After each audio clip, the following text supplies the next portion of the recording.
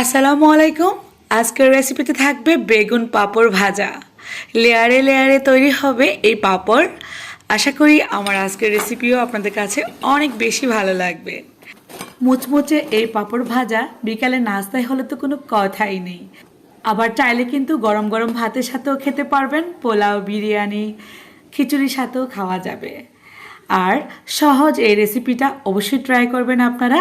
সসের সাথে তো বাচ্চারা একটার পর একটা খেয়ে নেবে। ছোট বড় সবাই পছন্দ করবে এই লেয়ারযুক্ত পাঁপড়। বেগুন পাঁপড়টা পুরীর মতোই লাগে খেতে। এত বেশি ফুলকো হয় আর এত বেশি লেয়ার হয়, একদমই মুচমুচে। শুধুমাত্র এই ধরনের বেগুন বাসায় থাকলেই তৈরি করে নিতে পারবেন। চলুন আর কথা না বাড়িয়ে দেখি নেই মূল রেসিপিটা। বেগুন নিয়ে নিচ্ছি আমি এখানে, 2টা বেগুন নেব। ছোট সাইজেরই বলা যায় এই গোল বেগুনগুলা, বড় বড় সাইজেরও কিন্তু আছে, আপনাদের পছন্দ মতো নেবেন। তো বেগুনটা কি করে কাটতে হবে আমি একটা বেগুন কেটে দেখাচ্ছি। আমি একটা ছুরির সাহায্যে কেটে নিচ্ছি।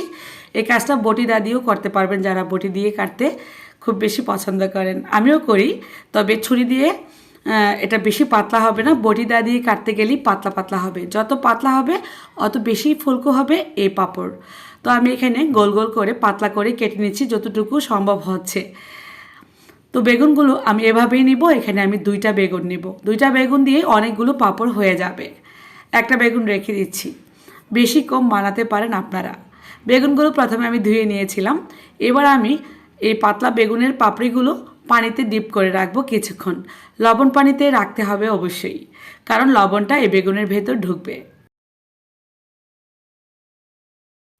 বেগুন যতক্ষণ আপনারা ভিজিয়ে রাখবেন, দেখবেন এর থেকে কালচে কালার একটা পানি বের হয়। সেই পানিটা অবশ্যই ছেঁকে নিতে হবে। তো এবার আমি এর মধ্যে দিয়ে দিব 1 চা চামচ পরিমাণ লবণ, যতটুকু লবণ ভেতরে ঢুকে আর কি। বেগুনের ভেতর অবশ্যই লবণটা ঢুকতে হবে। লবণ দিয়ে মিলিয়ে দিচ্ছি যাতে করে লবণটা পানিতে গলে যায়। এবার এর উপর থেকে একটা ভারী বাটি দিয়ে রাখছি, বেগুনটা ভালোভাবে পানির ভেতর ঢিপ হবে। 10 মিনিট পর এবার আমি বেগুনগুলো ছেঁকে নিয়ে নেব। বেগুনের গায়ে যে কালচে কালারটা থাকে এটা কিন্তু পানির সঙ্গে উঠে গেল, লক্ষ্য করলে বুঝতে পারবেন। এবার পানিটা ভালোভাবে ছেঁকে নিচ্ছি। কিচেন তাওয়ালে নিয়ে নিচ্ছি। তারপর কিচেন টিস্যু দিয়ে ভালোভাবে এই পাপড়ির গা থেকে পানিটা ঝরিয়ে নেব। টিস্যু দিয়ে মুছলেই কিন্তু এক্সট্রা পানিটা মুছে যাবে। বেগুন থেকে অতিরিক্ত যে পানিটা থাকে এটাও কিন্তু বের হয়ে আসে। এবার এর মধ্যে দিয়ে দিব আমি সামান্য পরিমাণ লবণ, যেহেতু লবণ পানি দিয়ে ডিপ করেছিলাম। তারপর আমি সামান্য পরিমাণ লবণ দিচ্ছি, সেটা স্বাদ বুঝে দিবেন। 1 টেবিল চামচ পরিমাণ দিলাম লাল মরিচের গুঁড়া, 1 চা চামচ পরিমাণ দিচ্ছি চাট মশলা। এই 2টা মশলার গুঁড়াই লাগবে। আর এই 2 ধরনের মশলা কিন্তু আমাদের কিচেনে থাকেই। মশলাটা দেওয়ার পর ভালোভাবে বেগুনের সঙ্গে মিশিয়ে নিব। চাট মশলার আলাদা রকম একটা ফ্লেভার থাকে, যে কোনো পাঁপড় বা পুরি, সিঙ্গারা এগুলো বানাতে গেলে একটু ব্যবহার করলে খেতে ভালোই লাগে। বেগুনের সাথে মশলা মিলেমিশে যাওয়ার পর এবার চলে আসলাম আরও একটা স্টেপে। 1 কাপ পরিমাণ ময়দাতে দিয়ে দিচ্ছি সামান্য পরিমাণ লবণ। লবণটা ময়দার সঙ্গে মিলিয়ে নিচ্ছি।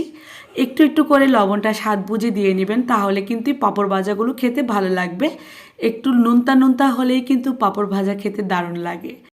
মশলা মাখানো বেগুনের পাপড়ি ময়দাতে এভাবে করে কোট করে নিলাম। 5 সেকেন্ডের মতো লাগবে কোট করতে।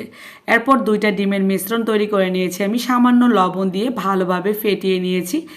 এরপর এই ডিমের মিশ্রণের মধ্যে ডিপ করে আবারও ময়দাতে আমি কোট করব। ঠিক এভাবে করে ময়দাটা লাগিয়ে নিব।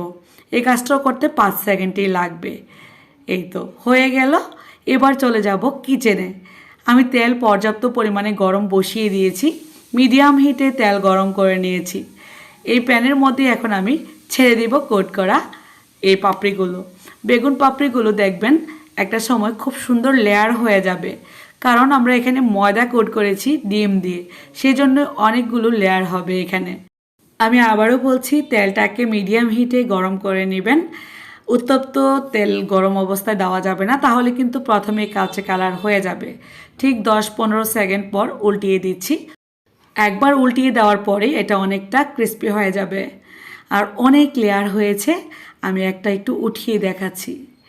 অনেক লেয়ার বিশিষ্ট এই পাপড়ি পাঁপড় ভাজা খেতে দারুণ মজা, অবশ্যই ট্রাই করবেন।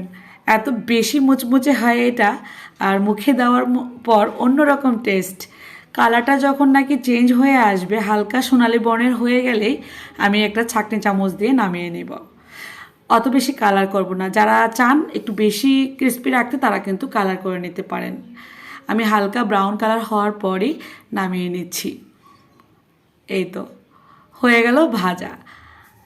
আর বাকি যেগুলো আছে সেগুলো আমি দিয়ে দিচ্ছি। একটু আগেই কিন্তু এগুলো কোট করে রাখতে পারবেন, মানে বেশিক্ষণ রাখা যাবে না, তাহলে পানি ছেড়ে দিবে। একদিকে ভাজবেন আরেকদিকে কোট করবেন, তাহলে কিন্তু খুব দ্রুত এই কাজগুলো করা যাবে। এই যে দ্বিতীয় স্টেপে আরও বেশি লেয়ার হয়েছে।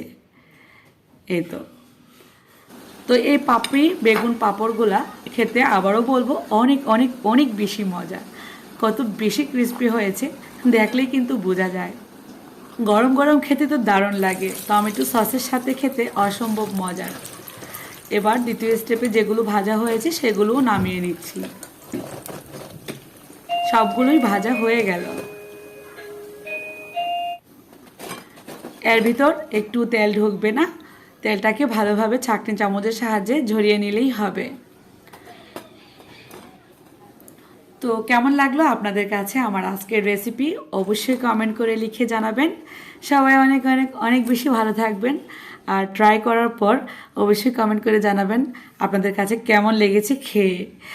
আমার কাছে তো অনেক বেশি ভালো লেগেছে, একদমই নতুনভাবে তৈরি করে দেখানোর চেষ্টা করেছি। আপনাদের কাছে ভালো লাগলে ফ্রেন্ডস অ্যান্ড ফ্যামিলির সাথে বেশি বেশি করে শেয়ার করে দেবেন আমার আজকের রেসিপিটা।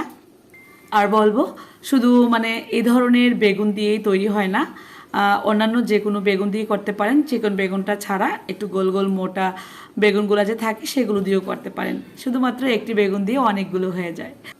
আজ তাহলে আমি বিদায় নিয়ে নিচ্ছি, নতুন রেসিপির সাথে দেখা হবে। সেই পর্যন্ত আল্লাহ হাফেজ।